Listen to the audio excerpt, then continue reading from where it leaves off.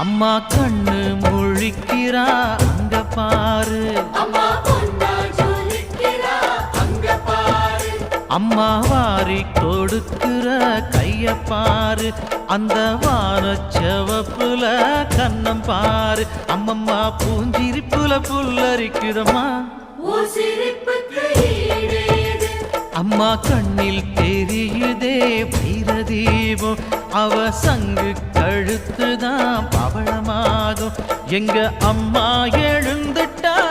கொலவைய போடு, பண்ணாரி பாதத்தில்